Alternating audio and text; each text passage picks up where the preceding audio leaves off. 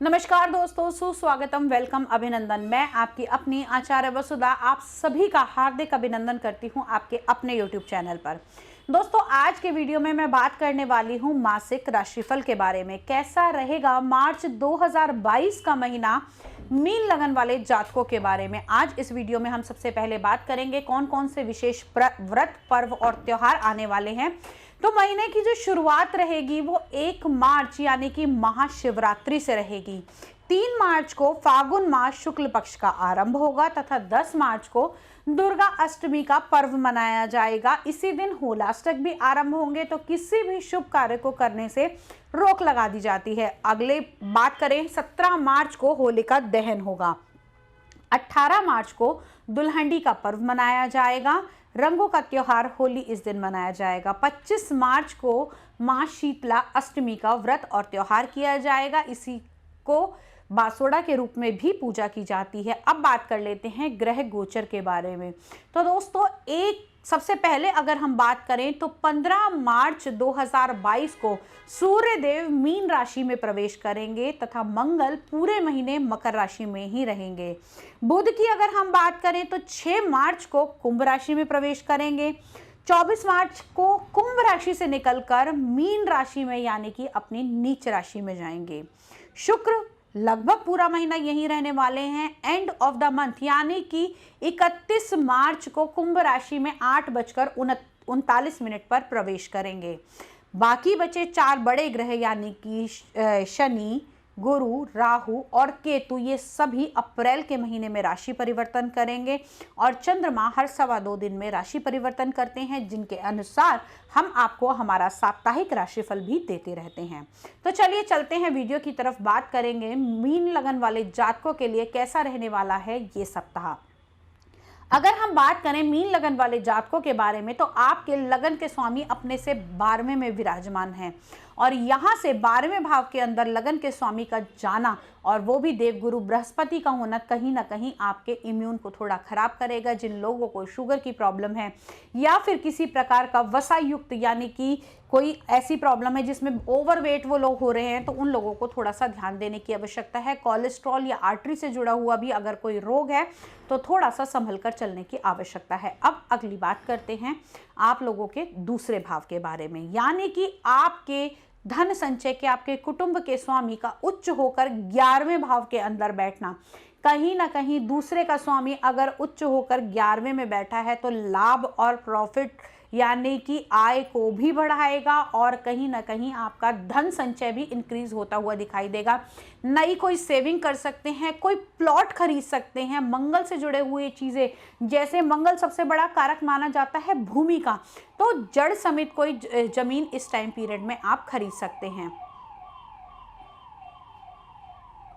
अब तीसरे भाव की यदि हम बात करें तो तीसरे भाव के स्वामी आपके विराजमान है 11वें भाव के अंदर। तीसरा भाव यात्राओं का है, तो वही तीसरा भाव आपके मित्रों संबंधियों का भी माना जाता है। यहां से शुक्र देव का आपके 11वें भाव के अंदर विराजमान होना कहीं ना कहीं आपकी लग्जीरियस लाइफ को इंक्रीज करेगा। पैसे का जो खर्च होगा वो अपने स्टेटस को और ब्रांड को बनाने में आप करेंगे। आपकी डिजायर्स अपनी लाइफ को लेके बहुत अधिक बढ़ जाएंगी इस समय में किया हुआ ये खर्चा, और साथ ही साथ आपके मित्र संबंधियों के साथ में आप कुछ खर्च कर सकते हैं या किसी आउटिंग के लिए जा सकते हैं, किसी छोटे मोटे पिकनिक पर जा सकते हैं। इस प्रकार का आपको आनंद का भी अनुभव इस समय में मिलता हुआ दिखाई देगा। अब बात करते हैं आप लोगों के चतुर्थ भाव के बारे में, यानी कि चतुर्थ भाव आपके सुख के स्थान का स्वामी शुरुआत के 6 दिनों में 6 मार्च तक रहेगा 11वें में।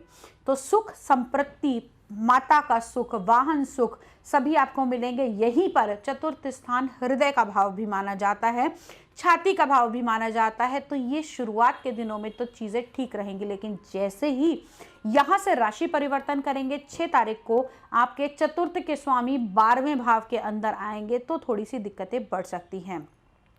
जिन लोगों को सांस से जुड़ी हुई प्रॉब्लम है, स्किन से जुड़ी हुई है या फिर कोई छाती का रोग है वो थोड़ा सा इस टाइम पीरियड में ध्यान दें।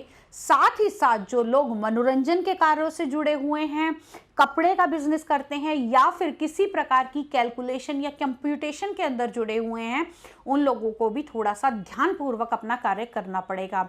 रही बात जैसे ही बुध मीन राशि में प्रवेश करेंगे, आएंगे आपके लगन में, वो भी नीच होके, चतुर्थ के मालिक का लगन में नीच होकर विराजमान होना सुख साधनों को कम करेगा और कहीं ना कहीं आपके रोगों में उन्नति करेगा। माता की हेल्थ का इस समय थोड़ा सा ध्यान रखने की आवश्यकता है, क्योंकि बुध वाणी का कारक भी माना जाता है और यहाँ पर लगन में विराजमान बुध जब बैठेंगे, नीच के होंगे, तो आपकी वाणी को थोड़ा सा अभद्र बना सकते हैं। आप शब्दों का चयन थोड़ा ऐसा करेंगे कि इससे सामने वाले को आपकी बात बुरी लग सकती है। अब बात करते हैं आपके पंचम भाव के, यानी कि चंद्रमा, जो अक्सर बदलते ही रहते हैं।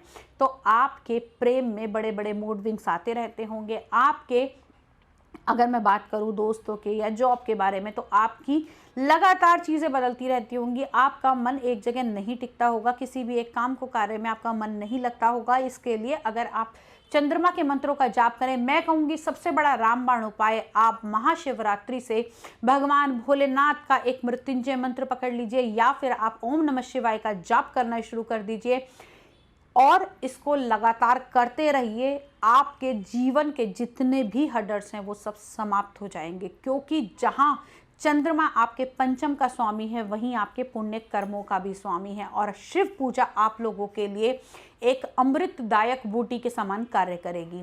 अब बात करते हैं आपके छठे भाव की, यानी कि छठे का स्वामी अभी 12वें भाव में बैठा है, विपरीत राजयोग बना रहा है।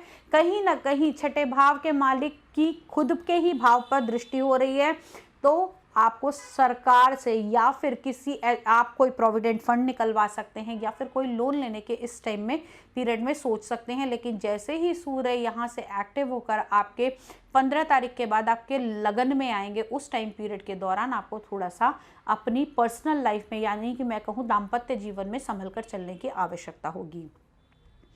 अब अगली बात करते हैं आप लोगों के भाग्य भाव के अंदर केतु देव विराजमान है, तो चीज़ें रुक रुक कर होंगी और इतना रुक कर होंगी कि आपको उनकी इंपॉर्टेंस खत्म हो जाएगी। तो इसके लिए आप केतु के मंत्रों का जाप कर सकते हैं तो बहुत अच्छा है। लेकिन अगर वो भी नहीं आप करना चाहते तो किसी भी शनिवार को, माह के किसी भी शनिवार को आप कैंची का दान कर दीजिए। जो भाग्य में रोक लगी हुई है वो दिनों दिन खत्म होती हुई आपको दिखाई देगी। 11वें भाव के अंदर 4 ग्रहों का विराजमान होना, सूर्य, बुध, माफ कीजिएगा, चंद्रमा, मंगल, शुक्र, शनि और बुध, 5 ग्रह विराजमान होंगे शुरुआत में, यानी 1 मार्च की जैसे ही शुरुआत होगी। हालांकि उसके बाद में चंद्रमा राशि परिवर्तन करेंगे, लेकिन 4 ग्रह यहीं विराजमान रहेंगे तो लाभ में उन्नति देंगे। कहीं ना कहीं शुक्र के कारकों में थोड़ी सी कमी आएगी, उसके लिए आप उपाय कर सकते हैं। शुक्र के महा उपाय मेरे वीडियोस अवेलेबल हैं, आप उन्हें देख सकते हैं। 12वें भाव के अंदर गुरु और सूर्य का ये जो गोचर रहेगा, ये धार्मिक यात्राएं आपको इस टाइम पीरियड में करा सकता है। किसी भी धर्म से जुड़े हुए काम को आप कर सकते हैं। अगर आप पूजा पाठ में लगे हुए हैं या फिर आपका किसी भी ऐसी संस्था के साथ जुड़ा हुआ है जो कुछ धार्मिक कार्य करती है या फिर कंसल्टेशन या पढ़ाने का ही कार्य करती है, तो फिर आपके लिए ये टाइम पीरियड बहुत अच्छा जाने वाला है। आपको सुखों की, आनंद की अनुभूति इस टाइम पीरियड के दौरान होगी। ओवरऑल अगर मैं बात करूं तो मीन लगन वाले जातकों के लिए ये टाइम पीरियड बहुत अच्छा रहेगा। 2 उपाय आप लोगों के लिए विशेष बताए, एक तो आप कैंची का दान कर सकते हैं और दूसरा आप भगवान शिव की आराधना आज दिन से ही शुरू कर दीजिए। आपका भाग्य चमकने से कोई नहीं रोक सकता। आज के वीडियो में इतना ही। अगले वीडियो में आपसे फिर कुछ नया लेकर मुलाकात करूंगी। तब तक के लिए जय मां भगवती।